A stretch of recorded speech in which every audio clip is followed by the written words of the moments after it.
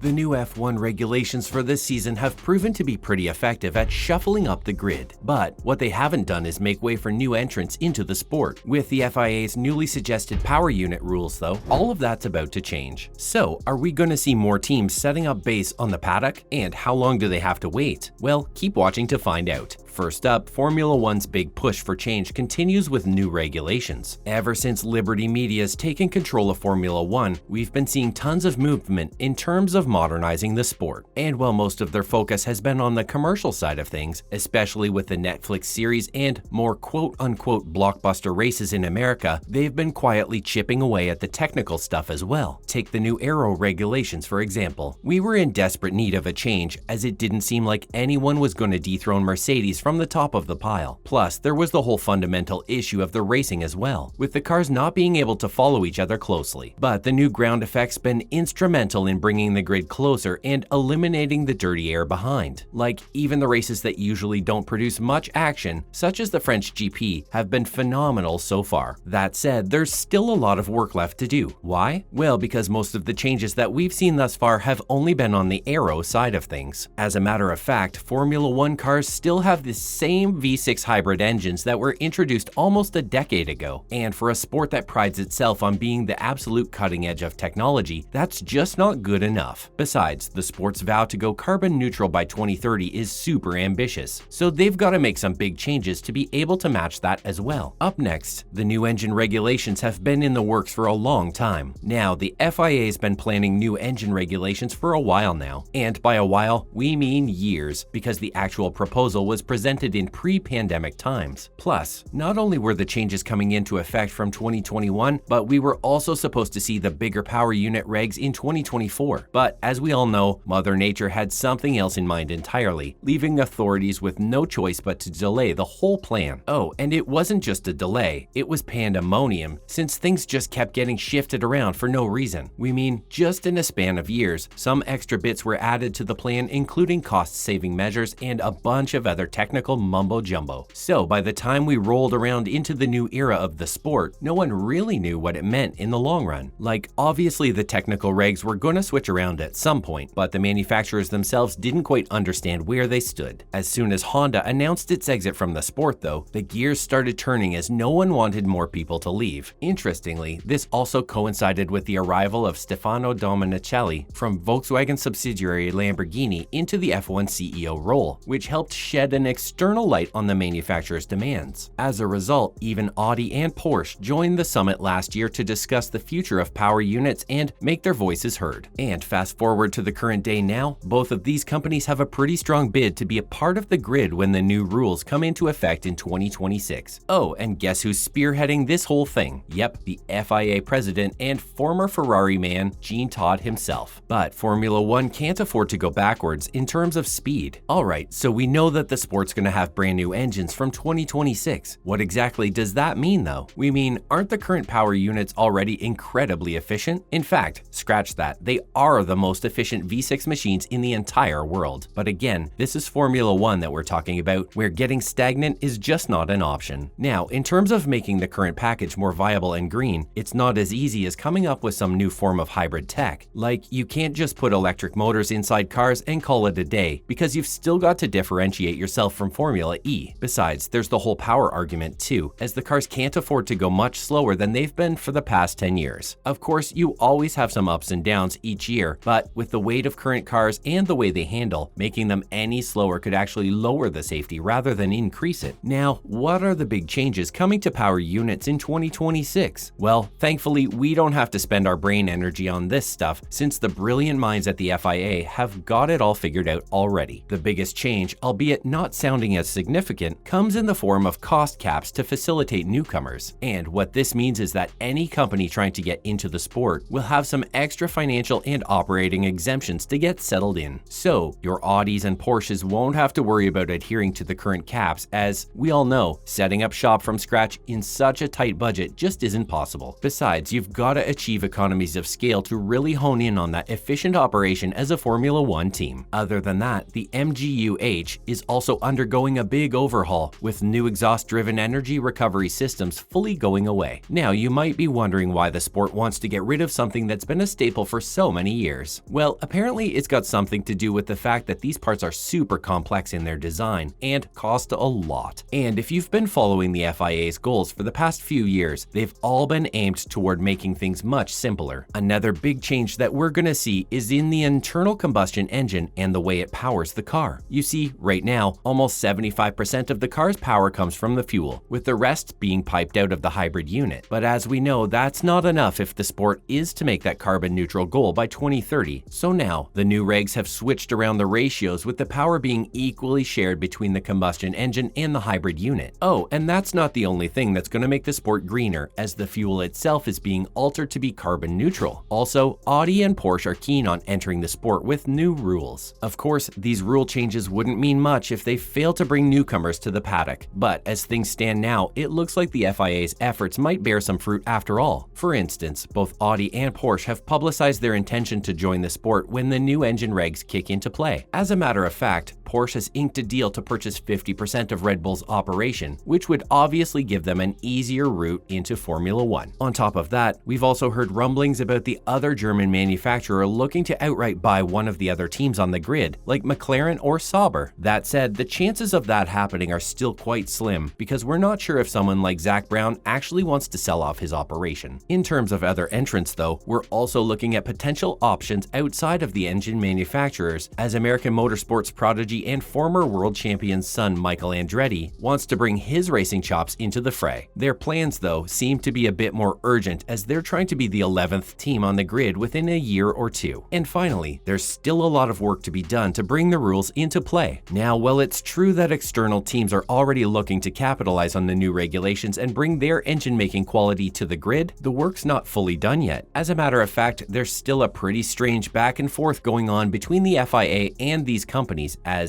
apparently they don't want to fully commit to anything just yet. To be fair to them though, 2026 is still quite far away, and it's pretty normal for manufacturers to weigh out their options before making a final decision. What the sporting authority needs to do in the meantime is to make sure that they do enough to facilitate an easier transition and be more inviting for newcomers. Also, there's the whole Pandora's box that could open up with Honda making a return too. So Formula One has definitely got some exciting times to look forward to. That's a wrap for this video. Do you think that Porsche and Audi will be successful in Formula One? Let us know in the comments below. Make sure to give this video a thumbs up and subscribe to our channel for more videos like this. See you in the next one.